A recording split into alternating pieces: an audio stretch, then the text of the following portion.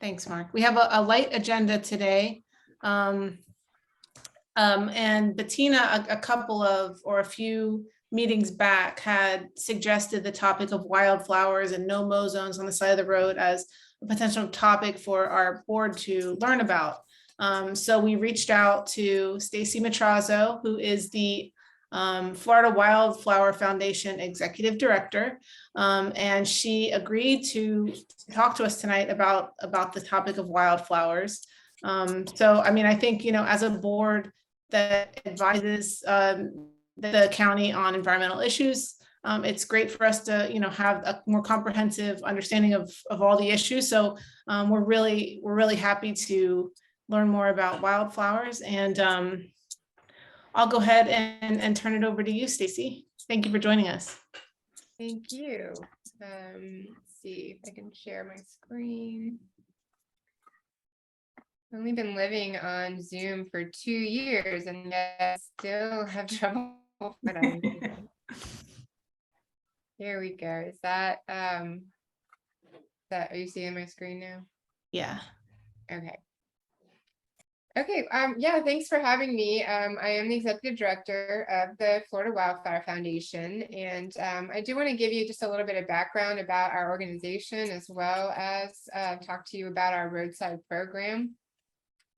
If you're not familiar with us, our mission is to protect, connect, and expand native wildflower habitats through our education, research, planting, and conservation programs. And we do that mostly through the sale and renewal of the state wildfire license plate. Since 2000, we've received more than $4 million in donations from that license plate. And that, in addition to our memberships and grants and other donations, allows us to do all the programs that I'm going to tell you about. If you do have the license plate, you are eligible for membership benefits. You just have to tell us that you have it, because the state doesn't tell us that information, at least not very easily. So wildflowers, for me, and I think this is true for a lot of people, are really a gateway species into learning more about the greater natural world.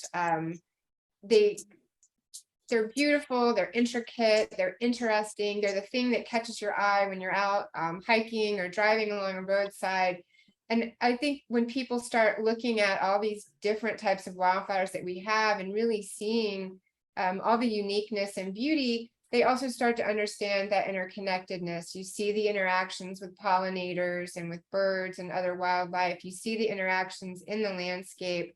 And it really just brings people into, a little bit closer look at what's going on in our natural world. And so it's a really easy topic to get people excited about and interested in when you're trying to, bring that larger conservation message into the conversation.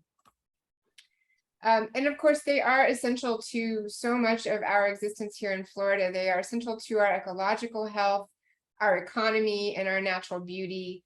They provide diversity to our landscapes. They provide opportunities for ecotourism and recreation. They provide ecosystem services and play a vital role in water quality, erosion control, carbon sequestration. And of course, they're beautiful. They give us pride and make us feel good when we see them.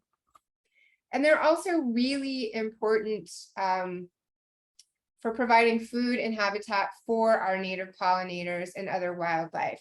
And those pollinators in particular are really very important to us. And that's kind of the message that we are trying to convey and get people to understand, again, that connectedness. The percentage varies depending on the source, but approximately 75% of our food relies on pollination. So either through direct pollination, like our fruits and vegetables, that are literally the product of pollination, or indirectly as food for livestock that then becomes food for some humans. But those crops don't provide sources. Natural crops are an important food source, but they're not enough. We need to provide those natural native wildflowers in addition to supplement diets that then allow them to do the job we rely on, which is, helping produce the food that we need. So they're really a key component to our existence, and then also a key component to many of our ecosystems because they're relied upon by so many species of wildlife. And so we at the foundation, our mission is to show people how they can play a role in preserving and conserving wildflowers and native plants. And that is true in our natural areas, in our roadsides and urban areas, and very importantly, our home landscapes or our urban landscapes as well. We're also one of the most biodiverse states in the country. We have about 2,800 native plant species. We have more ancient species and more families of plants than any other state. But we're also one of the fastest growing states in the country. We are the third most populous state behind California and Texas. And our population is increasing by 1,000 people per day, which still baffles me when I think about how we're going to sustain that and how many people that really is. But what that translates to is about 170 square miles of natural habitat being developed every year to accommodate all these people that continue to come here. So that means those natural areas that our pollinators and our other wildlife depend on are really shrinking. So instead of having massive areas of land with small islands of urban existence, it's the opposite. We have these growing and ever increasing urban areas and these shrinking islands of natural areas surrounded by that urbanity. So we're losing that diversity that really makes us so unique, and it's the plants and the animals and the whole ecosystems. So what we do know, though, is that these small islands are not substantial enough to sustain our wildlife. Many of our wildlife rely on larger stretches of land. Our pollinators even travel many miles to find the resources they need. They have a broader range than I think a lot of us really understand. And so the more we continue to shrink those natural areas, the less resources they have and the less ability they have to travel in them safely, because they're having to pass through all of this urban and concrete existence. So again, our goal at the foundation is to educate, to explain or to show them what this loss means, but then how they, as individuals, as municipalities, as roadside managers, as anyone involved living in this society, can help mitigate that loss by planting and preserving native wildflowers and other plants, other native plants, and by creating habitat corridors or pollinator pathways, or there's fun terms we can use to talk about it, but we're talking about these long stretches of land that contain the resources that our pollinators and other wildlife need. So we can use these corridors or pathways to bridge that divide between fragmented natural areas. So, adding native plants to our landscape so that our urban areas have more accessible habitat, using our roadsides and allowing those roadsides to thrive naturally so that, they are literal corridors. A roadway is literally a corridor, a pathway. And so if we have the ability to keep habitat thriving along those roadsides, then again, the wildlife has the ability to pass safely and find the resources they need. Again, kind of bridging that gap between these concrete urban environments. So again, just to give you a little background on what we do, we have the 3 areas of focus that I mentioned earlier: education, research, and planting and conservation.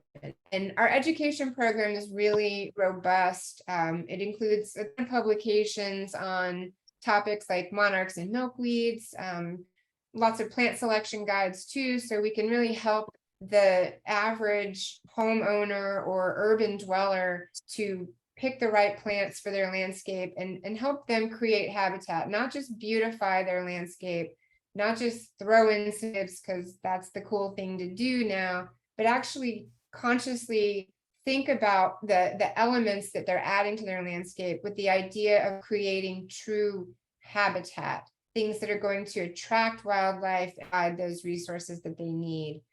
So we have a lot of publications on that. We have a 20 Easy to Grow magazine that features 20 different genera. We have a book that Nancy Bissett and myself put out a couple years ago, features 100 plants, native wildflowers, grasses, shrubs, and trees and vines that are really easy to grow and, again, provide that. I'm going to sound like a broken record by the end of my talk tonight, but it really is about creating habitat, putting back the resources into our landscapes that we've taken out to accommodate our needs. We also have, and everything's on our website. So all of our resources, with the exception of the book, are free to download on the website. Anyone can go there and find them. We also do, we have over 300 plant profiles. We have curriculum for non-traditional educators to teach about wildflowers and pollinators, and we're actually in the process of updating that. So we're going to be expanding that, almost doubling the amount of activities that we have to really address this issue of corridor creation and not just, again, not just the plants and the pollinators, but putting it all together. What does this mean and why is this important? We do a monthly webinar that has different experts come in and talk about different things that are related to our mission. We also do a monthly field trip. We have video on our YouTube channel. So just lots and lots of resources. And we are constantly trying to evolve this program to meet the needs of people who are coming to us looking for help and information. Our research program, research is a primary goal for us. And we accomplish this in different ways. We have an endowment with the University of Florida to support graduate studies in horticulture. So we've invested over $1 million in research grants to look at things like improving seed and plant propagation techniques so we can get more native seeds to the growers and help the growers grow more native plants. We've also did genetic investigations of certain wildflower species. And we created a scientific database of over 260 species that now is hosted by the Lady Bird Johnson Wildflower Center. And those are all conducted externally through the University of Florida. But we also conduct our own investigations. We funded economic and ecological benefits of roadside native wildflower plantings that we use to illustrate how much money is saved by preserving roadside wildflowers and reducing mowing. And what we found in that study is that the combined savings of just simply altering management practices, so reduced mowing, along with the value of the services that were provided by the wildflowers and pollinators, can save about $1,000 per mile per year. And that's a lot of savings, and a lot of people need to hear the economics to start to get behind this. Not everybody is interested in conservation from a conservation perspective, but we found that this has been an effective tool as well to get people to get the people from the different perspectives that they need. But that's a lot of money. That's a lot of taxpayer money. So we really use this as we talk to other counties and other roadside managers to help them understand that it's not just about save the wildflowers or being pretty, that there's a real economic benefit to it as well. We're also conducting some research at Pear Park in Lake County. This morning I was on site while we planted almost 400 plants in the ground to it's a multi-year study on ground cover alternatives. So this is another study that we'll be using in our roadside program. We're looking at mostly Pityopsis, golden aster, and lyre-leaf sage as alternatives to bahia. And bahia is what we commonly see on the roadsides. It's used a lot. So we need some native plant species that can take the same actions that bahia does. So the conditions of a roadside being very harsh, dry, lots of fumes and stuff going by, but also being able to take regular mowing and respond. And so we feel that these two species are going to be very effective. And so we'll be trialing them over the course of the next couple of years, submitting them, exposing them to replications of the conditions on the roadside to see how they respond. And with the hopes that we can then take this to DOT and other roadside managers as an alternative to that Bahia, which doesn't really provide a whole lot ecologically speaking. The Pideopsis and the Salvia are very good pollinator plants, and so they would be a good alternative to that to provide habitat, but that also, like I said, can be mowed and treated kind of roughly. And we're also conducting research on the urban corridor effort, which includes those roadsides, but also includes other urban plantings, so that we can, right now we're looking into where the holes are in the existing research and literature, so we can start developing tools for municipalities, for roadside managers and other people in positions to make changes that will then encourage that habitat creation or preservation in our urban areas. I think most of you are in, you're all in Alachua, right? Alachua County. So we have another program that we are working on with the city of Gainesville, where we are going for a Bee City designation. And Bee City USA is a program of the Pollinator Partnership that involves a lot of red tape on the back end, but what it translates into is the creation of habitat within the city of Gainesville. And so that project is just getting underway. But that's another thing that we're going to be working with the city on to either identify some existing areas, roadside areas, or maybe help preserve and create some, as well as looking at places within the city limits that we can do demonstration gardens and create some more habitat that also translates to an educational opportunity where people can see it and know what it means, know why it's important, and take that information home or back to their businesses or to their roadside programs and help us create more habitat. Again, that's kind of what it's all about.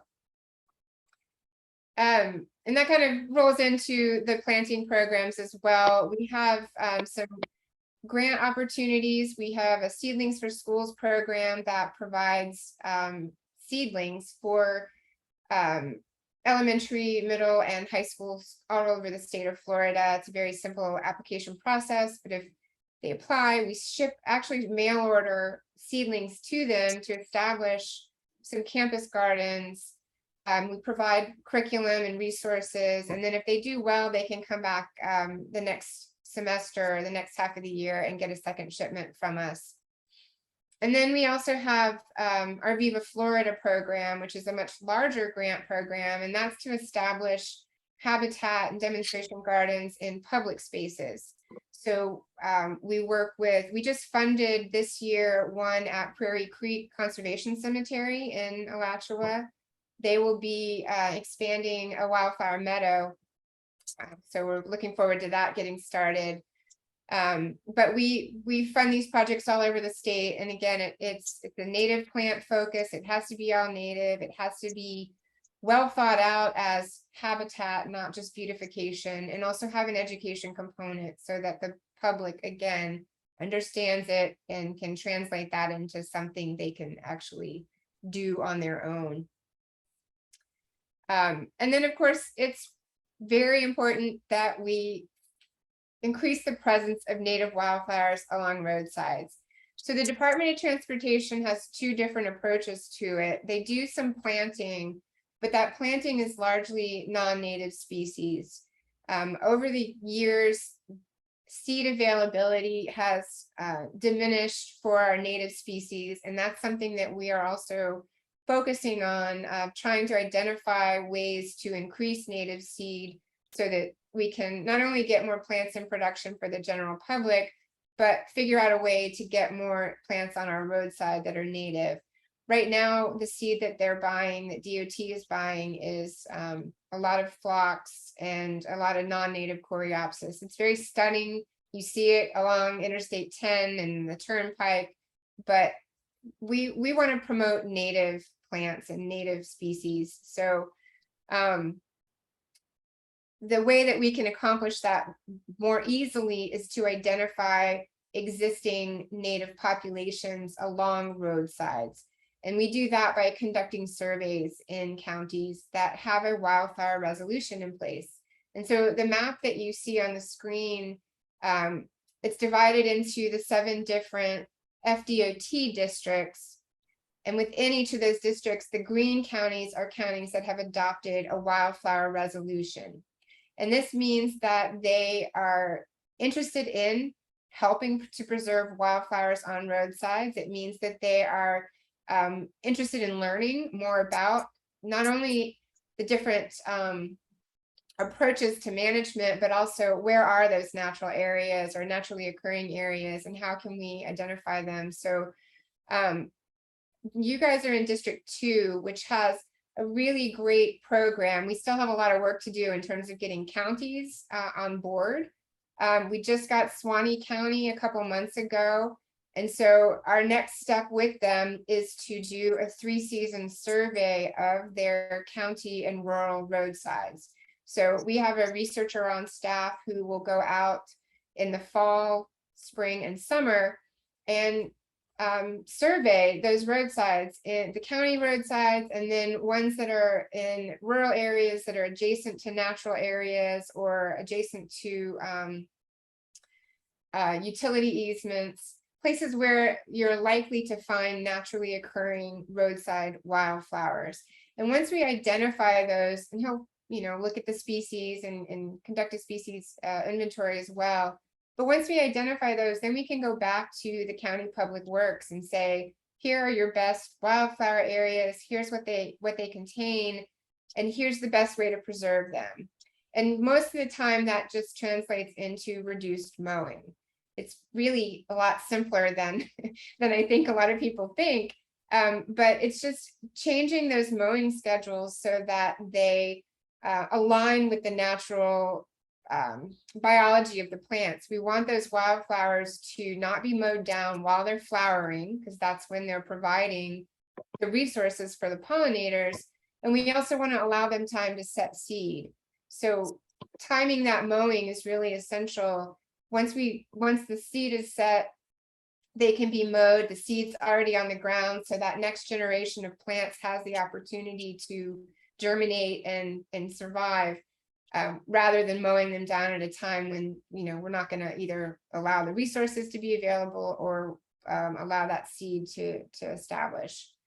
Roadsides are they're just such a great opportunity for wildflower conservation.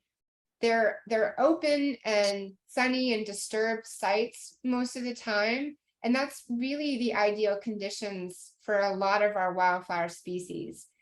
The mowing can actually mimic fire a little bit. It's not a replacement for fire, but on roadsides, you do find some fire dependent species thriving as well, because that mowing, that cutting them back at the right time is also what fire would naturally do. And a lot of them require that so that they can, grow back and produce more wildflowers.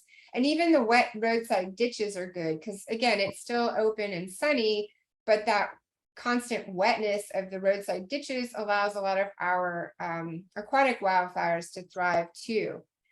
And they're really, I said this before, but they're naturally, well, they're not natural. Roadsides are not natural in the sense that a road is something we built, but it is a corridor, it is a pathway, it's a long thing that connects our urban areas. So it's exactly what we're looking for when we're talking about building or preserving those pollinator pathways. And so just by changing the maintenance, we really can encourage and promote diversity along those roadsides and in any adjacent natural areas, because the more diversity you have, the more diversity you're going to encourage. So it helps those adjacent natural areas as well. We do sometimes find endangered and threatened plants on roadsides. And so of course, allowing or changing our mowing schedule, maintaining them carefully can also allow a lot of those to thrive. And I said this before too, but it can save money. So we developed that model resolution back in 2009 when it was one of the Panhandle counties, and I don't remember which one. It's probably not important to the story, but we found roadside wildflowers in the county, and the county was on board, but the maintenance team said, well, we don't just go taking orders from strangers. They say don't mow at this time of year. We want this in writing. They wanted to cover their butts for the most part. And so members of our board developed a resolution, and the county signed it, and that was the beginning of this program. And so we've taken that resolution to other counties to get them on board. And once they sign the resolution, it's a little bit easier to work with the Public Works Department, to work with other roadside maintenance and managers, because there is that document that says this is okay. Now, it's not legally binding, it's a resolution, but it's a good faith statement that the county supports what it is we're trying to promote.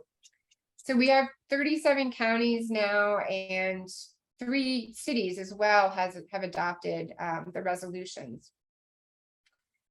And then, and I should separate too, there's DOT, which manages the state roads and the interstates that run through the state. And then there's the counties themselves, which manage those county and rural roads. And it's a lot easier to work with the counties because they have a greater interest in their actual or the things that take place within their domain. So we found that the county roads are a lot easier. We have a little bit more ability to communicate more directly with people that are maintaining them. It doesn't mean that the state roads are impossible, but that requires FDOT, and it just there's a little bit more involved in working on those roadsides.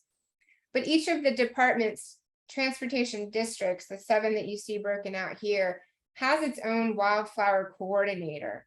So there is somebody working within the Department of Transportation to oversee the roadside mowing program. And they also oversee or have a direct line to the DOT representatives within the smaller regions of those districts. So when you see something on the roadside, or if you have a question about something that's taking place, you can contact those coordinators in your district to get information or to talk with them about something that you think if you see something that you think needs to be changed or addressed. We have that contact information on our website. If you go to our roadsides page, it's there. Each of the green counties also has a representative, a volunteer who is tasked with kind of keeping an eye on it at the county level. They are volunteers, and so we have a lot of turnover there because people lose interest, or just, it's volunteers. It's not always easy to keep them, but we try to maintain a relationship with those coordinators and then with those volunteers too, so that we always have a line of communication to somebody when we get a report of mowing that shouldn't happen, or when we get a report of someone spots an endangered plant or anything of concern. And so again, it's all on the website. Anyone can go there and find that information, but you can also contact us directly, and we can put you in touch with the people that you need to talk to. We do also have our own liaison in districts 2 and 3. So in the area that you're in, we have a contractor who works for us specifically on our roadside program. She's based out of Gainesville, but does serve that entire area of District 2. So, and she kind of serves as our intermediary between the general public and all of those different people I mentioned at DOT and at the county level as well. Eventually, we'd like to build that presence in all of the districts. So District 2 and 3 has a coordinator. We call it a Wildflower Alliance. But we'd like to see that move into the rest of the state. The best wildflower sites are in the Panhandle and in North Florida, largely because of the biodiversity that exists there, as well as the temperate climate zone allows for a lot more obvious stuff to thrive along the roadsides. But you know, we're trying to move down and see what we can do in these other more southern areas. I'm in Orlando, and that's District 5, and so we do have some good support here as well. Tomorrow, actually, we are going out to a roadside on State Road 520. Probably means nothing to you all, but it's in East Orange County, and we are planting a couple hundred plants of milkweed. So we have an upland butterfly milkweed, and then the 2 aquatic milkweeds, the common ones, Asclepias perennis and Asclepias incarnata. We've got an upland area on the roadside, and then also a ditch that we're going to be planting in the swale. So when we have an opportunity to do this, we're very excited by it. In District 5, in particular, in that section of the county or of the region, we have a very sympathetic maintenance manager who is excited about this and went out with us to scope different sites along that road to do this planting. So we do look for these opportunities. Of course, we prefer that these sites be existing, and we'd work to preserve them. But you know, in the case of this particular area, we just felt like it would be good to put some native milkweeds back in. There are a lot of other good native wildflower species there that will intermingle with the milkweed once it's planted. So it was just a really good site. But hopefully we'll have something on social media and our website about that soon. So keep an eye out for that. And again, this slide is just pictures of our Alliance members. We do, like I said, plantings on roadsides, trails as well. The picture on the right is of a trailhead in, I believe, Wakulla County. So trails, urban greenways are also really good corridor opportunities because they are those long linear stretches, often going through our urban areas, but connecting natural areas too. So we do look for opportunities to plant in those areas, as well as you know, the other things I've mentioned. And then we do, I said we do the surveys along the roadsides. This is Jeff Norsini taking a photo of Liatris. He's our contracted scientist who conducts our roadside surveys. The surveys that he's conducted in the Panhandle resulted in this Panhandle Wildflower brochure. This is available at the welcome centers coming into the state and throughout the Panhandle region. It has a map with lots of different wildflower routes on it, roads where you can go and expect to see wildflowers thriving. It's an 18 by 24. When you open it up, the inside is pictures and a brief description of the most common wildflowers that you'll see in that area. So it's a really nice guide that anyone interested in that wildflower ecotourism can pick up and take along with them. Our goal is to produce this for your district, for District 2 next. So, you know, part of that's going to come from the surveys that he's conducting for Suwannee County, but then part of that is going to be, well, we're just going to build that program a little bit larger and look at other areas or other roadsides in District 2, so we can create a map and do the same kind of brochure for that area as well. So that's a lot in a little bit of time about what we do and about our roadside program.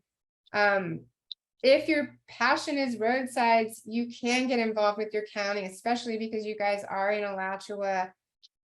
If you see roadsides in your county where wildflowers are thriving, certainly let us know if we need to intervene or if something's happening, but let your representatives know. It's really important that government hears from the people. Having that resolution in place is a start, but you get turnover. You know, these resolutions have been around since 2009, so you can imagine that a lot of the people that originally signed on aren't there anymore. They need to be reminded that your county wanted this, they were on board for this, and you appreciate it as a citizen, because you're the ones who vote them into office, and that's the people, and, you know, you're the ones that they are responsible to as well. So it's really important to let them know what you see, and that you appreciate what they're doing, and that you want them protected. And again, you guys have the alliance there, or the representative there as well. Her name's Gina Hill. I don't know if any of you know her. She works with FNA as well, but she is your wildfire liaison in District 2.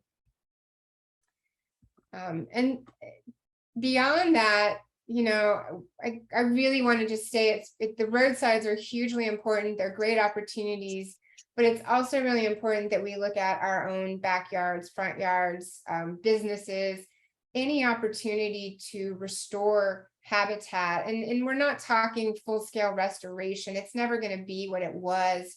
But if we can start looking at these urban spaces and suburban spaces as opportunities to build habitat, we can really make something wonderful, not only for us aesthetically and ecologically, but for our pollinators that rely on it. It's really important to think about habitat. They're not just, again, pretty plants, but plants that provide diversity throughout the year. So pollen, nectar, seeds, fruit, foliage, nesting material. We want our landscape to be inviting to different types of wildlife throughout the year. You also want to choose the right plant for the right place.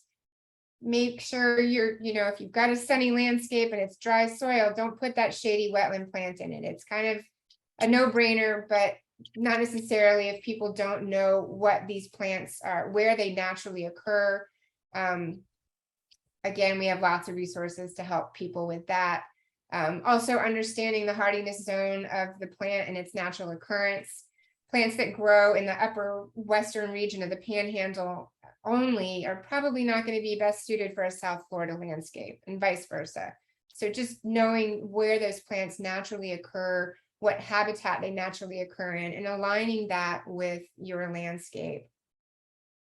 And again, this translates to municipalities, this translates to roadsides, it translates to anywhere that we want to put that habitat in or build that habitat back. I do just want to say, know where your plants come from. If you're getting them from big box stores or, uncertain origins, sometimes you don't know what's happened to them. A lot of them are treated with systemic insecticides. So you're buying the plants with the intention of providing a resource for a pollinator that inadvertently is going to harm that pollinator because you didn't know what happened to it. So if you're buying from nurseries that specialize in native plants, they can tell you all about the plant's origins, the plant's treatment, if anything's happened to it. And you can find native nurseries at plantrealflorida.org. The Wildfire Seed Cooperative is a good source for native wildfire seeds as well. And then certainly Native Plant Society, chapter plant sales. And just a quick word too about this, knowing where your plants come from.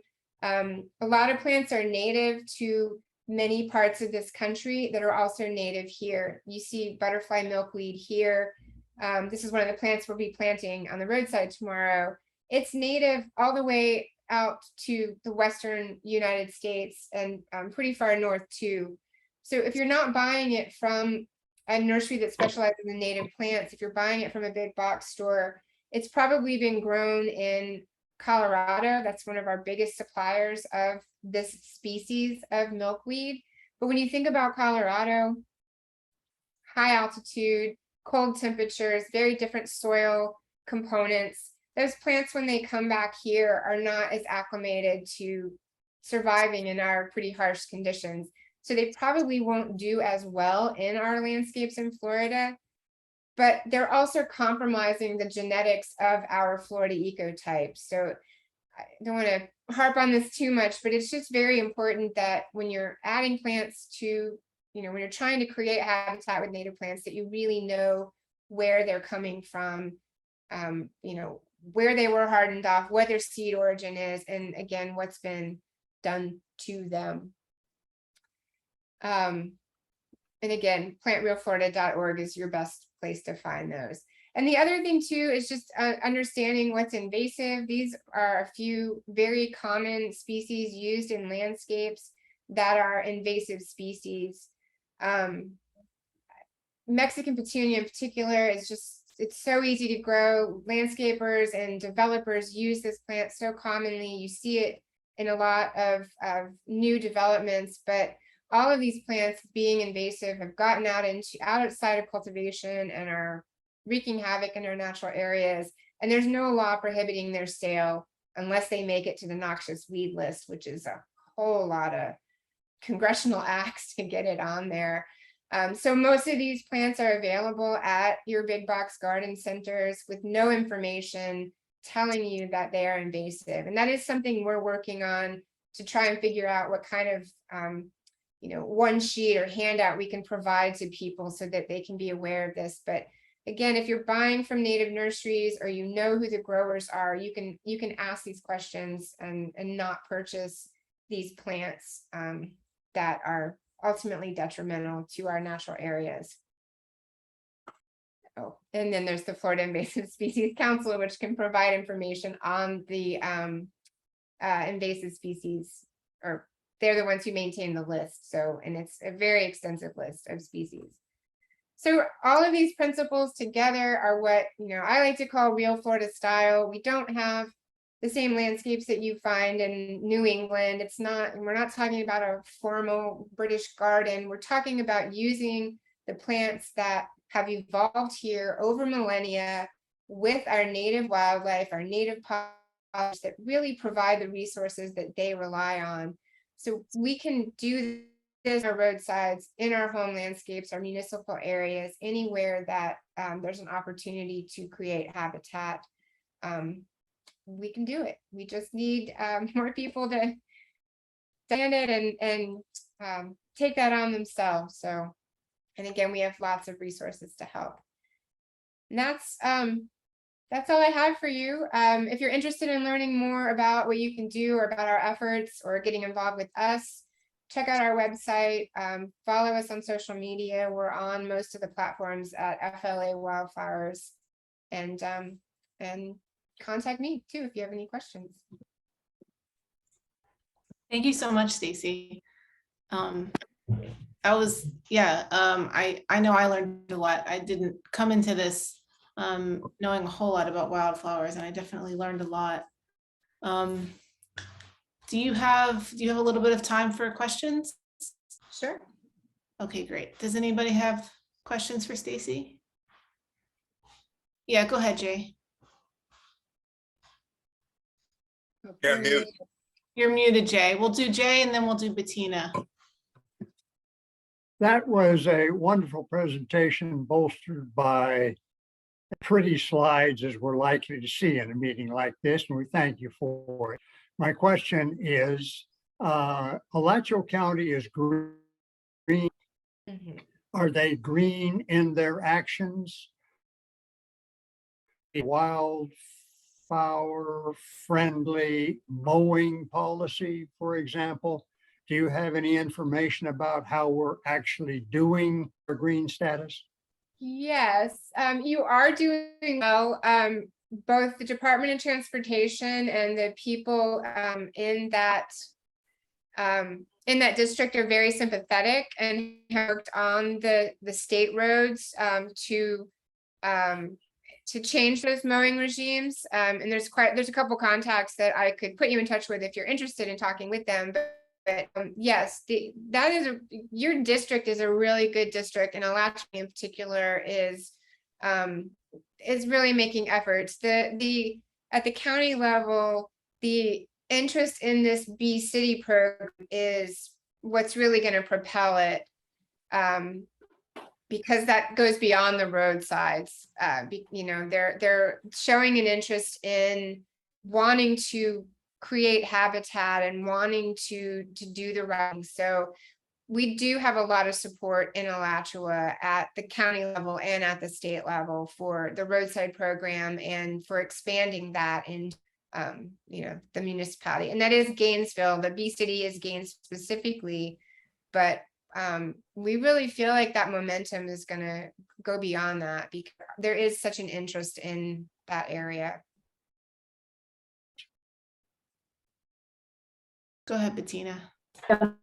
Well, hi, Stacy. Well, so I want to follow up with that. To find out more about Alachua County, we could get in touch with Gina Hill and to like figure out, how the situation is on our roadside. Yes. So would she be the appropriate person? Yes, she is our liaison with DOT and with the counties in particular, and she can definitely fill you in on the programs there and put you in touch again with anyone that you might want to talk to. And then I believe, let's say if we find areas where we think, oh, that would be a great area for wildflowers, then we can, how does this work? We get in touch with the wildflower liaison and then they reach out to the Public Works Department, or because I think we can make recommendations, right? Yeah, if you find an area that has naturally existing wildflowers, as opposed to an area you think should be planted. If it's an area that you see that has a wildflower population and you want to have it, if it's a state road, it can be designated a wildflower area. And again, working with DOT at the state level adds a few more layers to it because it is a state agency. But at the county level, you can notify them of what you found or notify Gina of what you found, and we can confirm the mowing regime. It might be a road that they've already become aware of and can tell you what that mowing timeline is, or it might be something that they're not aware of, in which case that they or Gina or our contractors can go out and take a look at and then advise as to how that needs to be managed. I see. And the contact information for Gina Hill, is that on the website, or could you provide that? Her email is GHILL@FLAwildflowers.org. Okay, well, that's easy. Yeah, all right. It is on the website too, in case you forget it. But yes, that's G Hill. Okay. And then I have one more question, like the Bee City. I like that a lot. And so I also was wondering, but you already said it's probably going to spread that idea, because it would be nice to have that as a bee county. Yeah, I Not don't only know. Bee City, but Bee County. I don't know if the organization that developed this program has the county designation, but whether it does or not, I do think that the program can be easily expanded. And just as an aside, the pollinator partnership does have a bee campus designation. And so the University of Florida is interested in pursuing that. So we're also hoping that we can, and we have a good partnership with UF and with the people that are involved in that bee campus designation. So we see a lot of opportunity for overlap there, bringing the campus in and the city. And that, again, the bigger we can build it, the more momentum we'll get. And I do see that going well beyond just the city limits. And I have one more question, you guys, if you bear with me. This is just as an example. I work in Alachua at the biotech center there, and there is huge amounts of grassy areas like the British lawn.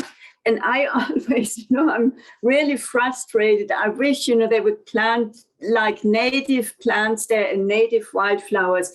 So now who is in charge of things like that? How can we affect wildflower areas, let's say at the Progress Center or other areas, I don't know, industrial parks and... I think it depends on who the landowner is. If it's privately owned or owned by the corporation that is cited there, then we could talk to them. I don't know how effective that is, because I'm guessing that they might be slightly removed from that kind of thing. But if it's, we can look at the land and see what's already existing and have a conversation about managing differently if there is a good stock of native species there. If not, if we're talking about trying to change that landscape, you know, again, it just depends on who that landowner is and whether they're sympathetic. But so then Gina Hill, she could be the contact person. Like I could tell her, hey, Gina, can you look into this, please?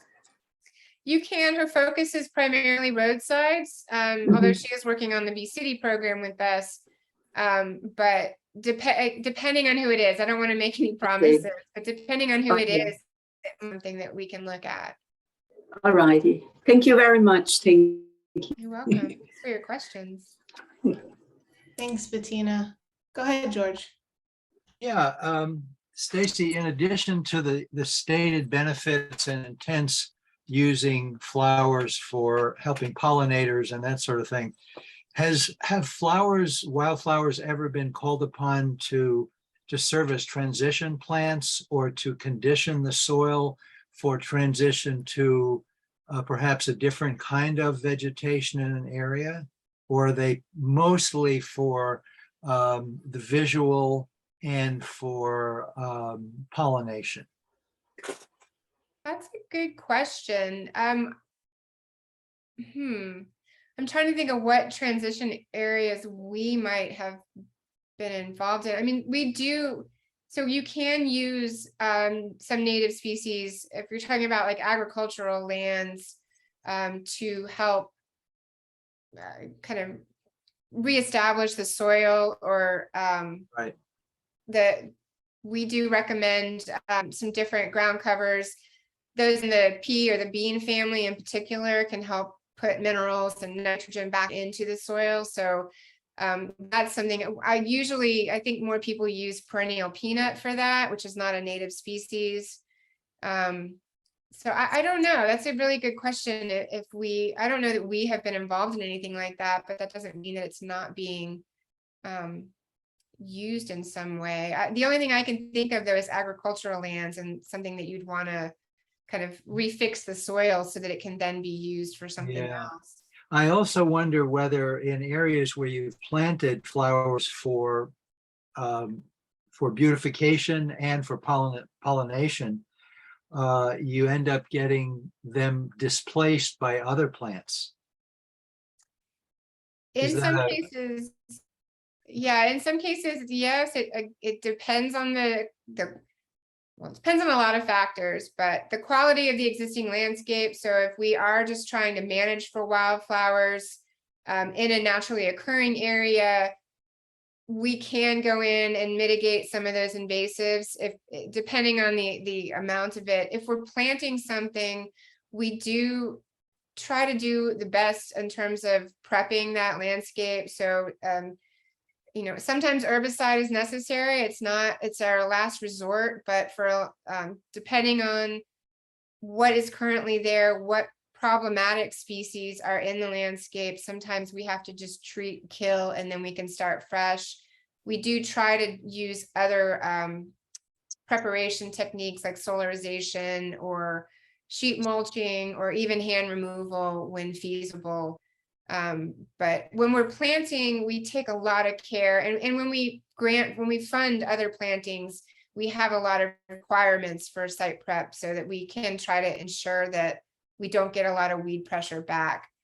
Those naturally occurring areas, it's really hard, and that becomes more of a management issue of managing for those existing invasives or problematic weed species. Yeah. Are you done, George? Oh, I'm done. Oh, okay, great. You had another question, Bettina? I did quickly. I just wanted to say, I think, you know, wildflowers go far beyond pollinators and the visual beauty. They provide food, so they attract insects, and then that provides food for the birds. I mean, that's very, very, very important. We lost a lot of bird species. Not a lot of bird species. We lost a lot of, in terms of quantity, we lost a lot of birds over the last, 50 or 60 or 70 years, because they don't find food anymore. And then I believe Stacy also mentioned, you know, that the wildflowers, they provide other ecosystem services, like stabilizing roads, right? I don't know what all you mentioned, but it's far beyond just pollination and visual. They also, like the seeds, birds, they not only eat insects, they eat the seeds, and then other animals, they eat the wildflowers. It's like Stacy mentioned, it's really an connectedness. It's the web of life. That's really what it is. And that's what we want to encourage with our demonstration plantings, with our literature, is to, again, it's not just, a wildflower meadow is one thing, and that's a naturally occurring ecosystem, but that's not really what we're trying to replicate in our landscapes, for sure. We want that diversity. We want to provide all of those different types of resources, the plants that attract the insects that feed the birds, the plants that produce seeds and the fruits that feed birds and other wildlife. So yeah, it's all of those different things. And wildflowers out of that foundational species. And again, like I said in the beginning, it's the thing that people notice. When I talk to educators, we talk about how kids doodle. I was drawing flowers before I could draw anything else. Not that I can draw much, but that's the thing that people connect with. It resonates, and so we use those as a foundational thing for a foundational piece, literally for our landscapes, but then also just for that connection with humans and getting them interested. Yeah, it's really kind of, there's a lot of environmental issues where you have to really kind of dig in and figure out all the nuances and do your research to kind of figure out the best path and the best solution. And a lot of trickier environmental issues. This one seems more like a no-brainer, it's just like, there's not a lot to argue with, having more wildflowers, basically. We think so, but a lot of people don't like bugs, and that's a hard one to overcome. I want flowers, but I don't want bees. Well, Right. we have to figure out how to that, or people want the plants, but they don't want a snake. They don't want the different pieces of our entire ecosystem. And so it's hard. We have to educate about that as well. Yeah, that's a good point. So did you have a quick thing to say, Bettina? Yes, a quick thing. Also, just, I don't know if this is clear to everybody, but our insects, they really have a hard time using non-native plants. Sometimes, yes, it works out, but a lot of times they simply cannot utilize them as a food source at all. Because the non-native plants, they have compounds that the native insects here cannot tolerate. So, that's another thing, that a lot of people are not aware of. They think, I plant flowers, that's great for the insects. No, it needs to be the right kind of flowers, the right kind of vegetation, let's put it that way. Yeah. Okay, so I just have a few questions. In terms of, you emphasized that roadsides were a good place to have wildflower populations. They were pathways for pollinators to go from different wildlife zones, basically. For city planners or people designing neighborhoods or roadways, are there some kind of just basic things that they should keep in mind to make those areas amenable to pollinator pathways or to pollinators and wildflowers in general? Yes, we're trying to start those conversations with developers and other people in that, who have the ability to affect that kind of change. It's just important to replace those non-natives. Like there's a handful of non-native species, and most of them are invasive, that everywhere you go, it's the common plant that's used in the landscape. It's easy, they want plants that are going to maintain that look, people have an expectation of low maintenance, and they want things to remain green or fresh or whatever. And I think that that industry of landscape architects, developers have just been using that same palette for so many years. And there's an industry supporting it. There are huge nurseries that are growing and supplying plants to large developers. And so we are trying to have those conversations and start those conversations to get them to look at different plants. And there are other organizations doing that. We have a partnership, well, not really a partnership, but we work with Cherry Lake, which is a huge grower here in Central Florida, but they have recognized the importance of native plants and have started adding natives to the species that they grow. They're trialing them in their at their facility in mimicked development style landscapes, so that they can show them that this works too. We're trying to identify kind of the core native plants that give that same return as the the viburnum and the podocarpus and these plants that are very common in developments, and show that you can have the same aesthetic, you can have the same form and function. We have shrubs that you can prune and make into a hedge, but they have more of an ecological value than the podocarpus, for example. So that's an area that we're working on, that we're working with other partners to kind of develop and then get that word out. We're starting to look at landscape architect conferences and other events like that, where we can go and talk with them and present our side, because I don't think there's a lot of that happening. And until we get them to not only hear the importance, but also see it in practice, that's never going to change. Yeah.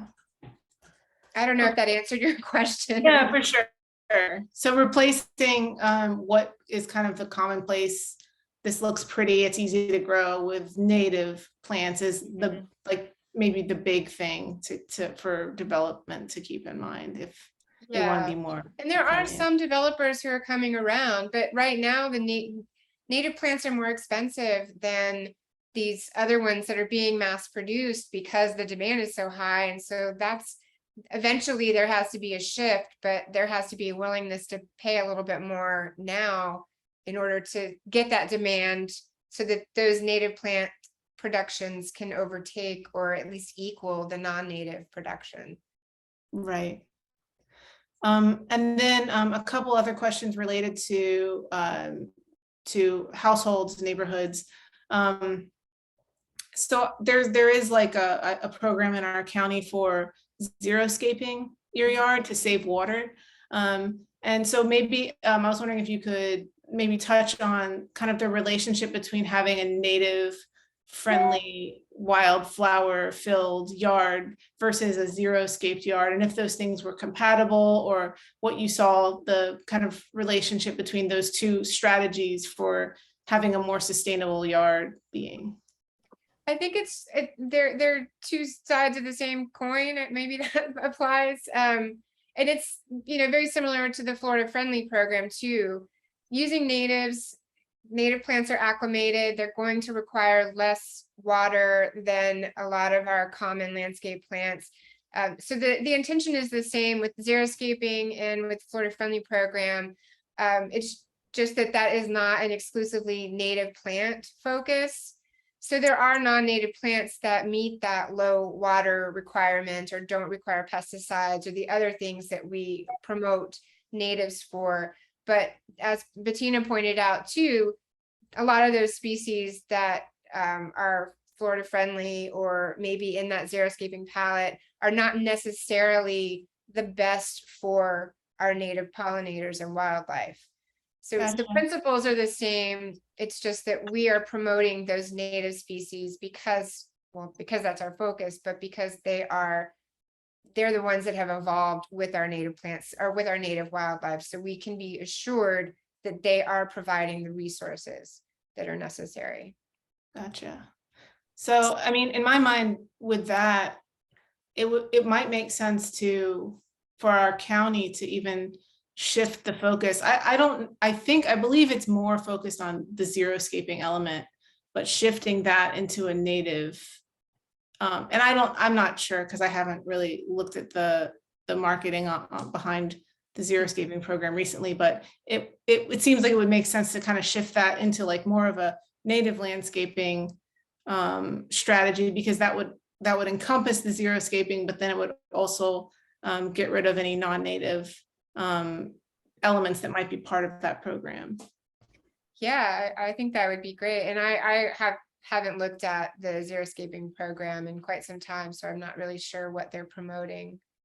And Yeah, they may be promoting primarily natives. I mean, they probably are, but that's definitely, given your talk and all, something I want to take a look at and make sure that that's what they're doing. Well, and I think too, from the same perspective of like what I said earlier about having the economic study, but also the ecological information, the xeriscaping might be the terminology that someone's going to latch onto because they just want to be water conscious, or they don't want to pay high water bills. And that may be more appealing than going native or what, you know, Right. if it's all, and yeah, I think looking at the program to see what they're actually promoting would be interesting, but I think it's important, as much as I hate to say it, to keep those distinctions because they're going to hit different markets. or Yeah, different no, people. I think that's important too. Marketing is really important in getting people to adopt different ideas. Yes. Things. Yeah. It's the same thing, same message, but we can call it 6 different things because 6 different people are going to want a different approach. So Yeah, exactly. Okay, I'll hand it over to George. Thank you so much. thank you. Yeah, I was just wondering about with the increased heat stress that plants are going to experience with rising temperatures, are you anticipating having to shift from one zone to the other so that what we were used to here, we're going to have to get used to what's further south of us? That's one thing. And just an aside, an observation, I was using my ladder the other day after not long, a couple of days after we had rain, and the ladder was wet with drops, and out of nowhere, a bunch of butterflies came, latched onto the ladder and just started sipping up all the water they could. And I just Yeah. stood there in amazement and thinking, boy, they just had a rainstorm the other day, and here they are acting as though they haven't seen it for, like they're in a desert somewhere and they just find an oasis. And I think, what are we going to face? All of us, but they are showing it to me right Yeah. now, and that the increased heat is going to stress them out and up the food chain. Absolutely. Yeah, that is a big concern. And, we're looking at that just in terms of plant material and looking at the plants that are hardiest and that are more adaptable to the conditions. But yeah, that's a much bigger issue that I think all conservation organizations need to be considering because, yeah, climate change and the effects of it, we're seeing that in so many different ways. Your example of the butterflies is, just another sign of the times. And I don't mean to make light of it, but that's why I preach what I preach, because if we're adding these plants back in and we're creating more green space, I mean, we know that plants help cool temperatures and help cool the earth, and it's going to take a lot more than that to combat what we're up against. But yeah, we are looking at plant adaptability, native plant adaptability, so that we can start recommending and hopefully encouraging more production of the plants that are going to do the best with these rising temperatures. Yeah. Just a factoid, I read the other day that in one city in the Western US, in an area that was tree lined, it was 6 degrees cooler than the rest of the city where there were fewer trees. Yeah. It is. Any other questions for Stacy? No. Well, we really appreciated having you. Yeah, I know I got a lot out of the talk. I think everyone else did as well. Thank you so much. I really appreciate the questions that you had and just the engagement and giving me the opportunity to talk to you all about what we do and what you can do. Yeah, no, that's great. And I know for myself, I'm gonna kind of pay attention to the progress for the B City designation with Gainesville. If that's something that's just kind of started getting underway, that's exciting.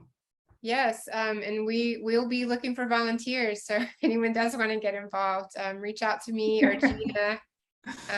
We don't have any need just yet, but it's gonna happen once we get our all the red tape worked out with the city, which is great. I don't mean to sound like that's a problem. They are on board and super excited. It's just some legal mumbo jumbo that we have to deal with. But yeah, if anyone's interested, or at least, pay attention to our social media and our website, and we'll keep everyone up to date on what's happening there.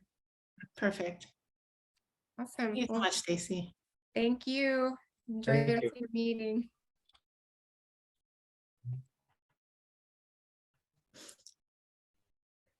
Okay. Any follow-up discussion on that? And if not, we don't have anything else on the agenda for tonight, aside from the usual housekeeping. So if anybody has anything else that they wanted to bring to the board's attention tonight, anything that they, I should have done this at the beginning, it slipped my mind, but anything they wanted to add to the agenda to discuss tonight? No? Melissa? Yeah, go ahead. Yeah, this is just more of a FYI for folks, but the Blue-Green Algae Task Force has a meeting this Thursday. You can join in remotely or in person. And they're going to be discussing broadly kind of the effectiveness of basin management action plans, which have to do with nutrient reductions to meet water quality standards across the state. So just if you're interested in learning more, you can sign up through Florida Department of Environmental Protection's website and kind of stay tuned into that. Awesome. Florida Department of Environmental Protection. If we go to that website, we should pretty easily. Yeah, I can put the link in the chat. Perfect. Yeah. Thanks. Yeah, I mean, that's definitely something that we've talked about. And they're having like a Zoom or just something that's available via Zoom if we want to join that way. Yeah, so it's by Zoom.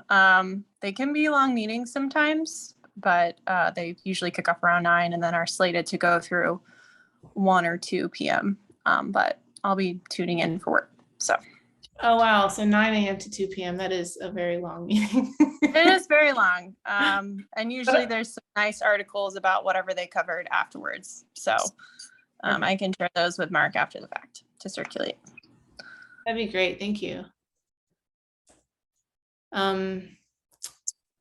Yeah, I don't remember if there's anything else I wanted to mention. Mark, what do we have? Do we have anything lined up for next meeting? Yeah, yes, Stacy's talk about water conservation, particularly irrigation code. And I think she actually has to get that in front of EPAC in order to go to the board at the end of the month. It's just a follow-up presentation. It's really nothing it's more some different procedures they're looking at trying to adopt in the code, I think. But it's mostly irrigation, it's not other water conservation practices. We have that one, and then probably in October, I've requested and they actually just provide an update on, and David kind of prompted mine on this, was an update on coppers. And coppers, and they are actually updating a presentation they gave to the board This is mostly Gus, but also our hazmat manager who took over for Gus, Chris Gilbert, and they will give a presentation probably in October. Just to kind of update on where the status of the remediation is going on there. Those are the only two that I've had just received requests to potentially give presentation to the committee. Okay. Yes, so if anybody thinks of anything else, that, you know, anybody else that they think would be a good presenter or anything like that, we've been, you know, we've had fairly light agendas recently, so it's a good opportunity to learn something about a topic that might be important for us in the future, like the wildflowers. That was a great presentation, and I'm really glad we got to digest all of that. It was a lighter thing to digest than, you know, some of the other stuff that gets pretty in the weeds. Although this one was like literally in the weeds, but you know what I mean. Bad joke. Okay. Yeah, so and then I was just going to mention, you know, Stacy mentioned the social media piece for the Wildflower Foundation. I'm going to go ahead and, you know, follow all of them on social media, because I don't know about everyone else, but you know, I love that talk, and this issue, and all of the projects she was discussing were interesting. But, you know, a day from now, it's just going to completely leave my mind, right? And I'm just kind of never going to think about it again until I see it somewhere. So, you know, that's a nice thing about social media. You can like be reminded of stuff that you care about. So I'm just, you know, that's my kind of philosophy behind my social media accounts. Yeah, whatever it's worth. Okay, anything else, anyone? All right, well, it was great seeing everybody again this month, and I look forward to reconnecting in September. Thank you. Good night. Thank you. Thank you. Bye, everyone. Bye, Bettina. Good night. Okay.